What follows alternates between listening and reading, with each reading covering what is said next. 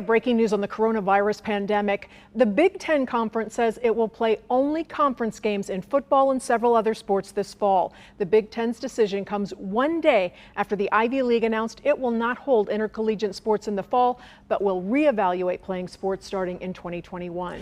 Doctors at a Kansas City hospital are seeing younger coronavirus patients. Truman Medical Center says it's getting an increasing number of patients under 40. KMBC 9's Emily Hallway takes a look at the disturbing new numbers. Doctors here at Truman Medical Center say they're seeing younger and younger patients coming in with serious coronavirus symptoms, including patients in their 30s and 40s. Some are even on ventilators. Dr. Mark Steele says before June 1st, less than half of the coronavirus patients the hospital saw were under 40.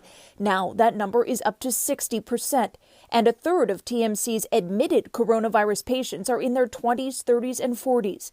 Dr. Steele told us one patient in their mid-30s and one in their mid-40s are on ventilators. And he says some of the younger patients don't have underlying conditions. He says he's noticed the change in age in the past few weeks. We think that it probably has to do with the reopening, and obviously the younger age group tends to get out and want to socialize and go to the bars and to the restaurants, and so we think that there's increasing exposure that's taking place with the younger age group. Doctors stress it is still incredibly important to maintain social distancing and wear your mask when you're in public places to help stop the spread of the coronavirus. Reporting in Kansas City, Emily Hallwick, KMBC 9 News. Right now, Truman Medical Center has 24 coronavirus patients admitted.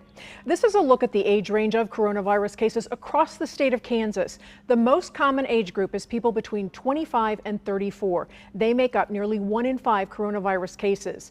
And this is a look at Missouri. It is very similar. 19% of all coronavirus cases are people in their 20s. And in both states, more than half of cases are people younger than 50. This shows the percentage of tests that are coming back positive over the past 2 weeks. In Kansas, 10.4% of tests are positive right now. In Missouri, that number is 6.2. Wyandotte County will stay in phase 3 of its reopening plan for now. The order was supposed to run out yesterday, but health officials say there are still too many coronavirus cases being reported.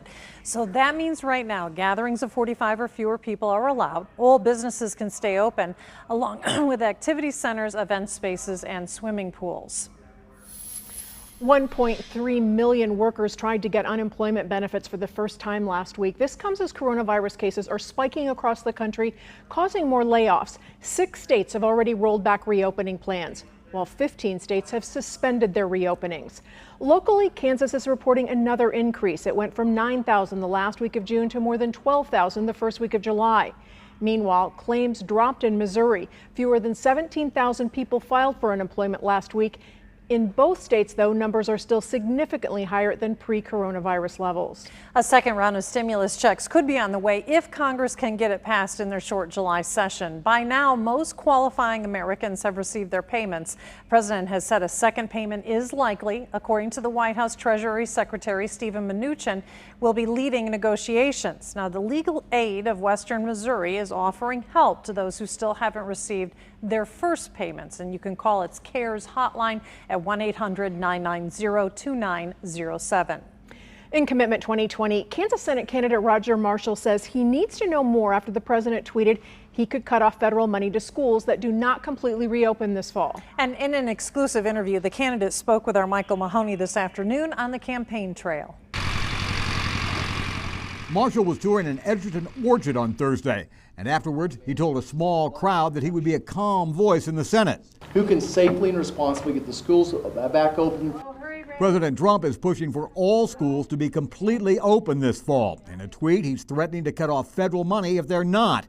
And I asked Marshall what he thought of that. I'm going to do everything I can to help kids get safely and responsibly back to school. But he's threatening money. I'll have to see exactly what that means before I make a comment on it. Most school spending is done by the state and the school districts, but Washington provides money for things like school lunches and other programs often aimed at kids who need help. So let me take a look at that before I overreact one way or the other. In Kansas, individual school districts will decide when and how to conduct their classes this fall. The state board may issue a set of best practices next week.